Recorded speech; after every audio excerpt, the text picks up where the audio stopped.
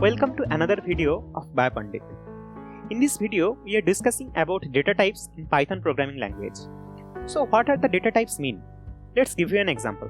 Suppose you have one apple and now I am asking you to add the number 4 to it. You cannot do that, right? Because it doesn't make any sense. So apple is a type of data and number 4 is another. We can understand the difference. But do the computer can do without any help? No. In programming language, data types define the format and boundaries of a data and allow the program to use the data appropriately. In Python, it supports many different data types by default. As it is very dynamic, you don't have to declare them first, unlike some other language. The default data type in Python can be divided in some groups, like numeric data types, integer, float and complex, text data types, string, sequence data types, list, tuple, range, set data types, set and frozen set, mapping data types is dict, and boolean data type bool. Binary data types bytes, array and memory view, and these data types can be seen by using the type function. Let's see some quick examples of these data types. We have decided to divide the video in two parts, and in this first part we will discuss about the numeric, text and sequence data types. The rest we will discuss in the next part. Please stay tuned and subscribe to our channel for the updates. Now, let's start with the numeric data types. There are three types of numeric data: integer, float and complex. Int means integers. They are the simplest of them all, and the integers in Python do not have any size limitation as long as memory is available. Any types of integers, numbers, decimal, octal, hexadecimal or even binary are in int data types. Let's look at them. Here I am using Python 3. Specifically Python version 3.7.8, and for the integer data types, suppose I am defining x is equal to 5. That's an integer, so the type of x is integer.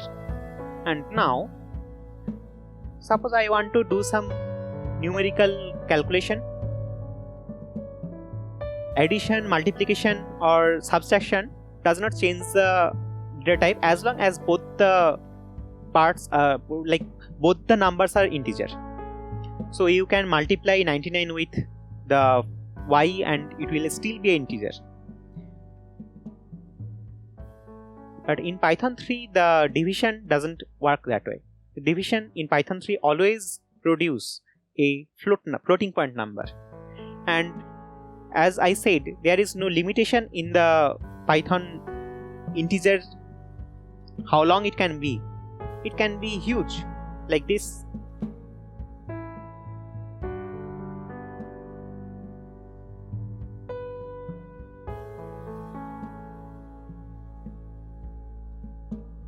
Now let's see an octal integer type.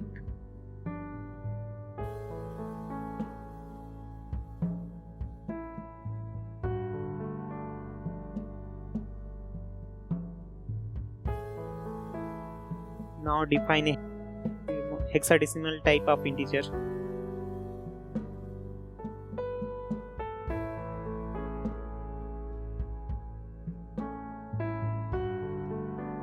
And let's check the type of a binary integer.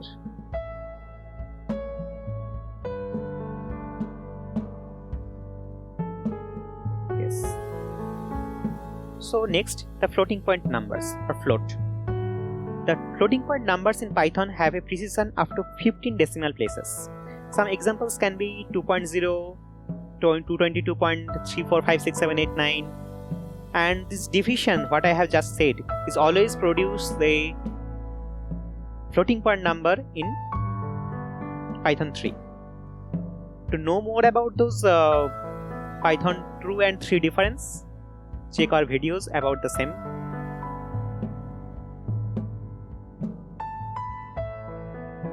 Yes. Now if you add the floating point number to another integer, the resultant always will be a floating point number.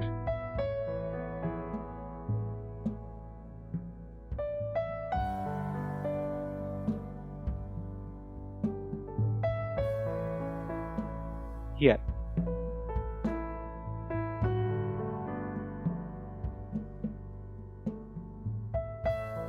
let's check whether the system floating point have any higher or lower value. Yes, the maximum floating point number by the system supports is this. Let's say mf is equal to 1.79 e to the power 308. Yes.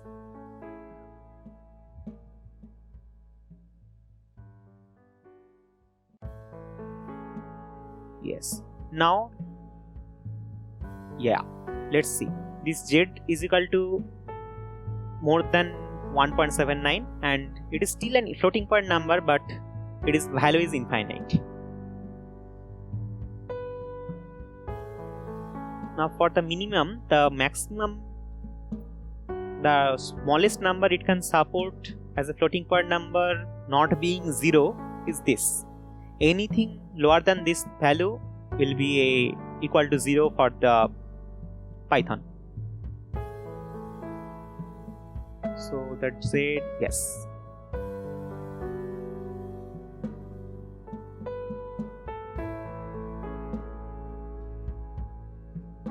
Now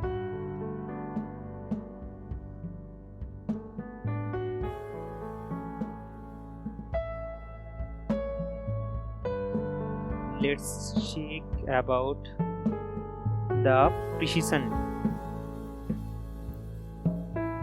Yes, even I have defined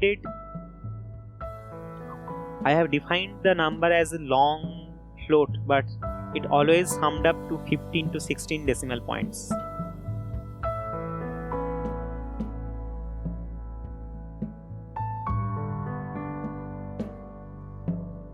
Now check, when I have typed the c is equal to 5000, the type is still integer. But if I same the same number as c is equal to 5 into 10 to the power 3, it will always produce a floating point number.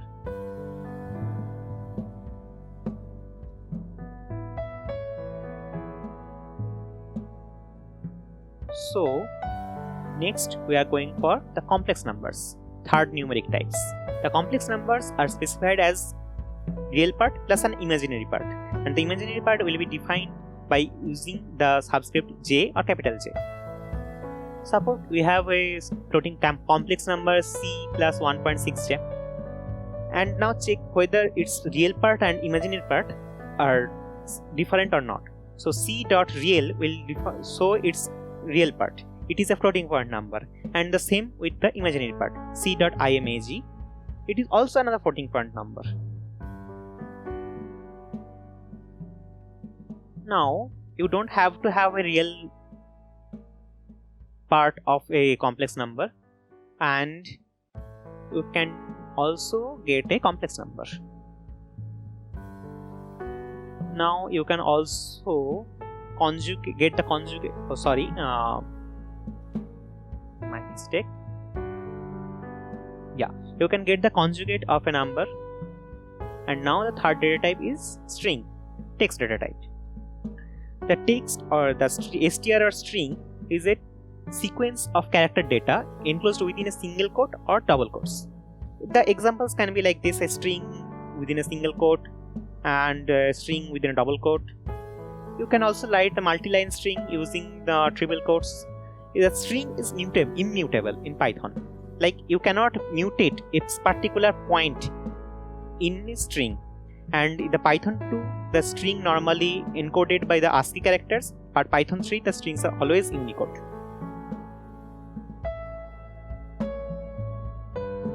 So we can get a string by defining within a single quote, and same by using double quotes. If I need to write a string with a single quote, like the single quote within the string, I can always use the double quote to incorporate the single quote within a string, and vice versa.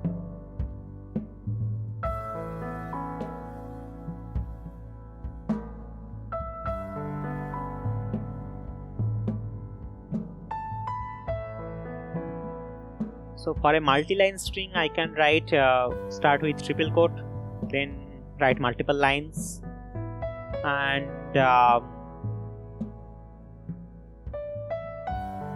within triple quotes, you will get the multiple line breaks by \n, that means a new line, and so on. Now let's start whether you can change or index any string.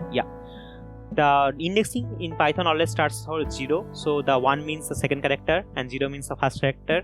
So you can get substring from a string by using that, but you cannot define. Yes, as it is immutable, the string object does not support any item assignment. So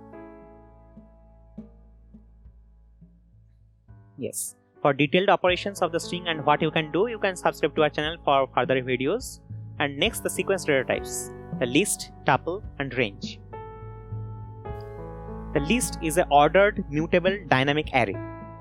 It is dynamic, so you can arbitrarily type different objects in an ordered sequence. It is very flexible and do not need to have any fixed size, and it can be indexed, and the indexing in Python always begins with 0 in list.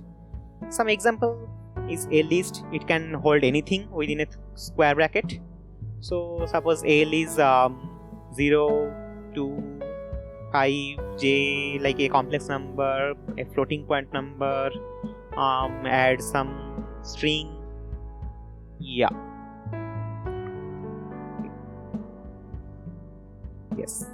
it is a list.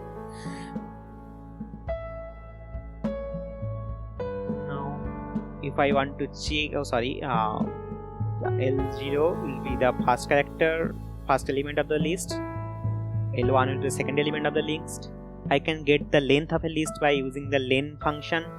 The total length is 5, and the length 5 means if you define the L5, it will not give you, it will give an error, the list out of index order, because it does always start from 0. So the last is 4, the length minus 1, and that is the last character, last element, and you can mutate that element. And also you can add an element, like with append, you can always add another element in the last position of the list. Yes, now the L is that the Python string is added in the last. And you can also add a blank character, like append.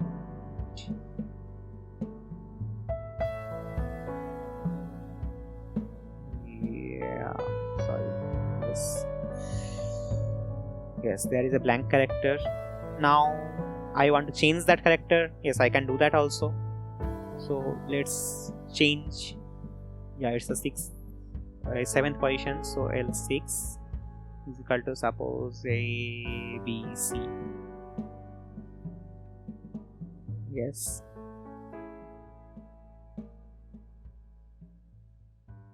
So the string, the list,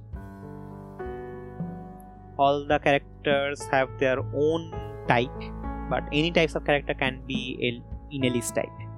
So the integer, complex, float, strings, everything is there. But the whole type of that whole character is a list. For detailed operations of this list and other data types, please stay tuned, and we'll post some videos. So the list is mutable and the objects can be blank. Next is tuple. Tuple is the ordered immutable dynamic array.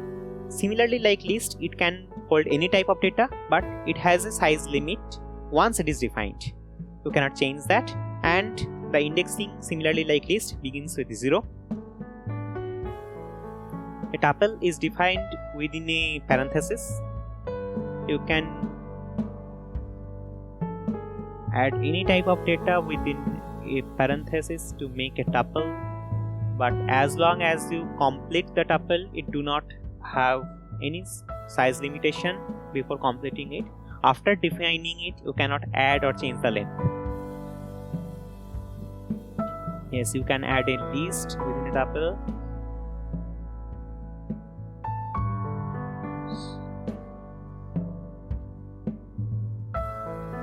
Now for the indexing part, yes, I can similarly like list can be indexed and the length can also be checked. Now if you want to add or replace a element of a tuple, you cannot do that as it does not support any item assignment. It don't allow the adding of a or increasing the length of the tuple. Yes.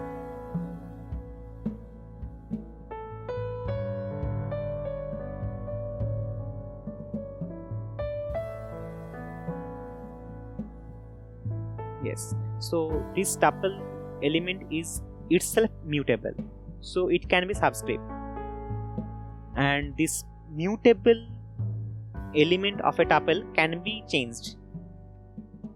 As the element itself is mutable, you can mutate that. So the tuple objects are immutable itself, but if the tuple contain a mutable element, that element can be changed. So next comes the third type of sequence data type is range. It is an indexed immutable sequence of numbers, and you can store only numbers in an incremental sequence or a periodic sequence. You can once defined, it cannot the size cannot be changed, and it can be indexed with starts from 0. A range can be defined as a range object, and let's go for the examples. If you don't define any starting point or only the ending point, it always starts from 0. And if you define the range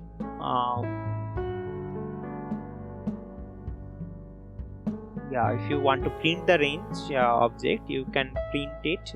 It will 0, 1, 2, 3, 4, 5. See, the limit 6 is not there. And if you define both the starting point and the ending point, it is like 6 to 12. Let's print it out, and you can see that 6 is the 6 is there, but the 12 is not there, so it will end before that. It will check till it reaches the 12 or the end limit. And for the third type, you can actually add the periodicity. So in that function, it will add 6, 9, then 12. So 6, 9, 12, 15, 18. The periodicity is defined. You cannot change a range object. It is immutable, so you cannot change a range object in between. The type of range object does not support any item assignment, and it does not allow any appending or to change the length, so it is immutable. So you can find the length of a range object using the len function, and the main use of a range function is in the loops. So the range objects are immutable and there will be no blanks because they are periodic. This concludes the first part of our Python data types video. For the next part, please stay tuned. And also, please like and share the video and subscribe to our channel for the future updates. Thank you.